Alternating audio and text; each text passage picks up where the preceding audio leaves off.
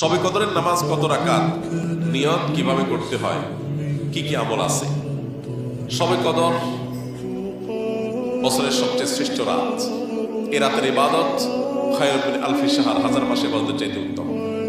তো এই জন্য এই রাত জেগে আমরা ইবাদত করার চেষ্টা করব। কিন্তু ইবাদতের নির্দিষ্ট কোনো ফরম্যাট, নির্দিষ্ট কোনো পদ্ধতি কোরআন বা হাদিস শিখায় দেয়নি যে আপনাকে নামাজ পড়তে হবে এত রাকাত, প্রথম রাকাতে অমুক সূরার সাথে তমুক সূরা এতবার পড়তে হবে, দ্বিতীয় রাকাতে অমুক সূরার সাথে অমুক সূরা এতবার পড়তে হবে, এরকম কোনো ধরাবাঁধা নিয়ম বলে দেওয়া হয় নাই। অতএব শবে কদরের নামাজ বলতে আলাদা কোনো ফরম্যাটের নামাজ নাই। আপনি দুই রাকাত করে নামাজ পড়বেন, ধীরে ধীরে সুন্দর করে যে কোনো সূরা দিয়ে পড়তে পারেন, যে কোনো সূরা যে কোনো সংখ্যকবার পড়তে পারেন, নির্দিষ্ট কোনো ফরম্যাট ঠিক করা নেই।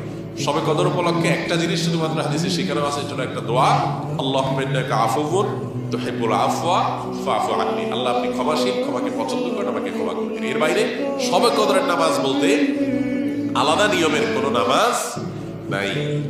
নামাজের বাইরে আপনি কোরআন তেলাওয়াত করবেন, দোয়া করবেন, জিকির আজকার করবেন, তাসবিহ তেলাওয়াত করবেন, বিভিন্ন নেক আমল করবেন, দ্বীনি বই পুস্তক পড়বেন, বিভিন্নভাবে আপনি রাতটাকে কাটাবার চেষ্টা করবেন।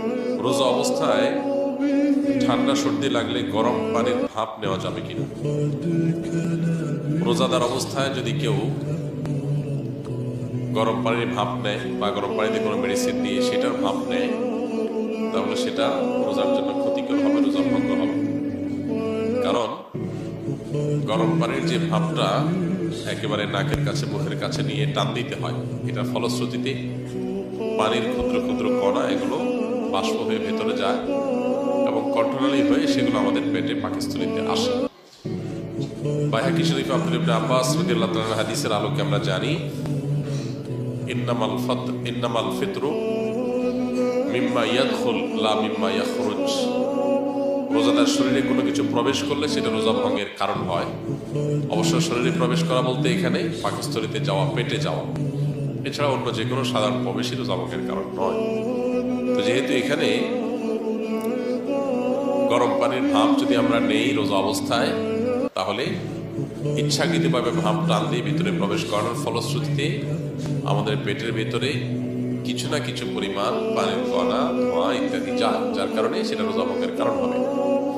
আর যদি এমনি মেয়েরা রান্নাবাড়া করেন, রান্নাবাড়া করতে গিয়ে রান্নার যে ভাপ, ধোঁয়া, এগুলো যদি নাকের ভেতরে প্রবেশ করে, তাহলে সেটা যেহেতু ইচ্ছাকৃত প্রবেশ করানো হচ্ছে না, ইনশাআল্লাহ এর কারণে রোজা ভাঙবে না। তবে এক্ষেত্রেও যথাসম্ভব সাবধানতা যতটুকু স্বাভাবিকভাবে অবলম্বন করা যায়, আননেসেসারি কোনো কষ্ট করার দরকার নেই। রান্নাবাড়া করার ক্ষেত্রে খুব বেশি ধোঁয়া আছে, সেই জায়গাগুলো অ্যাভয়েড করবে। তারপরেও যতটুকু নিজের ইচ্ছার বাইরে প্রবেশ করবে তার কারণে রোজা ভঙ্গ হবে না, কারণ এখানে ইচ্ছাকৃতভাবে প্রবেশ করানো হচ্ছে না।